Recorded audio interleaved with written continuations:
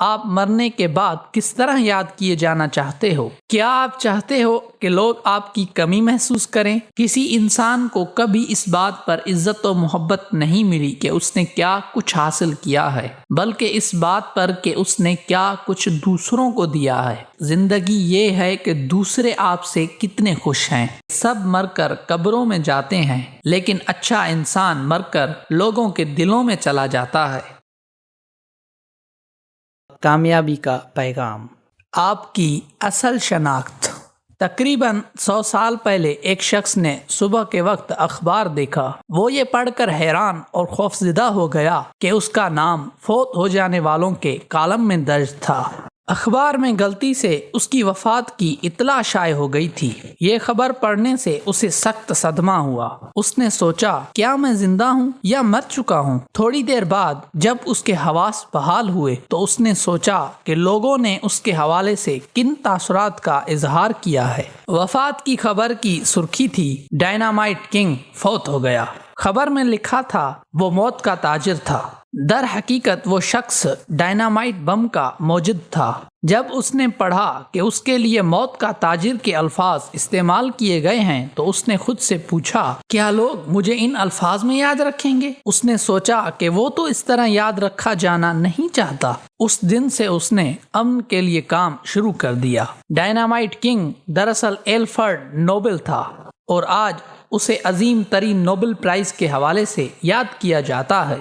آپ نے کبھی غور کیا کہ آپ کا اصل اثاثہ یعنی ایگزٹ کیا ہے؟ آپ مرنے کے بعد کس طرح یاد کیے جانا چاہتے ہو؟ کیا آپ محبت اور احترام سے یاد رکھے جانا چاہتے ہو؟ کیا آپ چاہتے ہو کہ لوگ آپ کی کمی محسوس کریں؟ اور کیا آپ کی آئندہ نسلیں آپ کا نام فخر سے لے سکیں گی؟ یہ وہ سوالات ہیں جو آنے والے کل کے متعلق ہیں، لیکن یہ سوالات اگر ہر وقت سامنے رکھے جائیں تو آپ کا موجودہ عمل یعنی ایکشن بدلنا شروع ہو جائے گا۔ آپ فوری نتائج کے قائل نہیں رہیں گے، بلکہ آپ آنے والے کل کو دیکھیں گے۔ سبزیاں جلدی اگتی ہیں اور ختم بھی جلدی ہو جاتی ہیں۔ درخت یعنی پیڑ آرام سے بڑے ہوتے ہیں لیکن تا دیر قائم رہتے ہیں۔ دنیا والے گوبھی کے پھول کا سایہ نہیں لینا چاہتے، وہ تو گھنی چھاؤں والے پیڑ کو تلاش کر رہے ہوتے ہیں۔ مہاتما گاندھی جی نے کہا ہے، اس طرح جیو جیسے تم نے آنے والے کل مر جانا ہے۔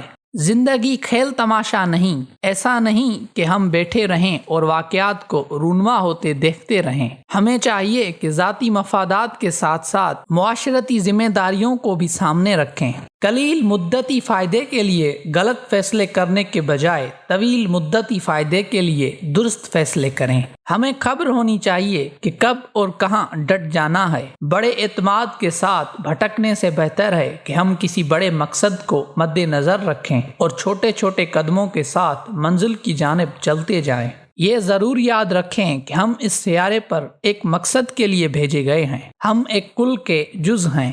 ہم ایک بڑی تصویر کا اہم حصہ ہیں۔ عظیم لوگ اپنے پیچھے بہت کچھ چھوڑ کر جاتے ہیں۔ وہ دوسروں کا بھلا کرنا جانتے ہیں۔ وہ زندگی میں متحرک رہتے ہیں اور ان کی موت دوسروں کو تحریک دے جاتی ہے۔ سر سید احمد خان، ماؤ زے تنگ، کمال اتا ترک، آیت اللہ خمینی، مولانا مودودی، علامہ محمد اقبال، واصف علی واصف اور سید قطب وہ لوگ ہیں جو دنیا سے جانے کے بعد آج بھی ایک صدا، ایک پکار اور ایک تحریک کا باعث ہیں۔ یہ بے داغ ماضی والے لوگوں نے ہی بے داغ مستقبل کی داغ بیل ڈالی۔ یہ لوگ جانتے تھے کہ کسی کو تعلیم و تربیت دینے کا مطلب ہے کہ آپ کے افکار انمٹ ہو گئے۔ سقراط نے افلاطون کو پڑھایا، افلاطون نے ارسطو کو اور ارسطو نے سکندر اعظم کو۔ ہر کوئی دوسروں کے علم اور نام کو زندہ رکھنے کا باعث بنا۔ اگر علم ایک فرد سے دوسرے کو منتقل نہ ہوتا تو اب تک علم مر چکا ہوتا اور آج ہر فرد اپنا اپنا پہیہ ایجاد کر رہا ہوتا۔ گزشتہ صدی میں راکفیلر کا شمار دنیا کے سب سے زیادہ مالدار افراد میں ہوتا تھا۔ وہ کبھی ایک مزدور تھا اور 15 گھنٹے روزانہ کام کرتا تھا۔ 1929 عیسوی میں جب اس نے اپنے کاموں سے ریٹائرمنٹ لی تو اس کی دولت کا اندازہ 23 کروڑ پاؤنڈ تھا، جو اس وقت کی ایک بہت بڑی رقم تھی۔ اتنی بڑی رقم ایک مزدور نے کہاں سے جمع کر لی؟ دراصل جوانی میں جب اس نے مزدوری شروع کی تو اس نے اللہ تعالیٰ سے وعدہ کیا کہ وہ اپنی آمدن کا 10% خیرات کرے گا۔ اس نے خیرات کے ذریعے غریب لوگوں اور یونیورسٹیوں کی مدد کی، اور خیرات کی برکت سے وہ امیر ترین شخص بنا، اور اس کا نام بھی آج تک زندہ ہے۔ مجموعی طور پر اس نے اپنی زندگی میں 70 کروڑ پاؤنڈ خیرات کیے۔ کسی انسان کو کبھی اس بات پر عزت و محبت نہیں ملی کہ اس نے کیا کچھ حاصل کیا ہے، بلکہ اس بات پر کہ اس نے کیا کچھ دوسروں کو دیا ہے۔ زندگی یہ نہیں کہ آپ کتنے خوش ہو، زندگی یہ ہے کہ دوسرے آپ سے کتنے خوش ہیں۔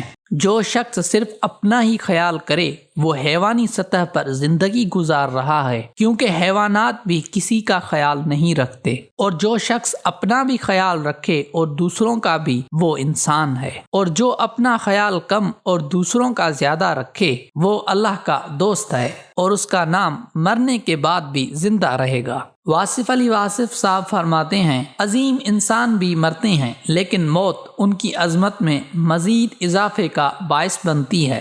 مولانا روم ایک دفعہ فرمانے لگے کہ سب مر کر قبروں میں جاتے ہیں، لیکن اچھا انسان مر کر لوگوں کے دلوں میں چلا جاتا ہے، اور لوگ یاد کے ذریعے اسے زندہ رکھتے ہیں۔ اب فیصلہ آپ پر ہے کہ صرف اپنے لیے زندہ رہنا ہے یا سب کے لیے، قبر میں جانا ہے یا لوگوں کے دلوں میں دفن ہونا ہے، ایک اچھی یاد بننا ہے یا نشان عبرت۔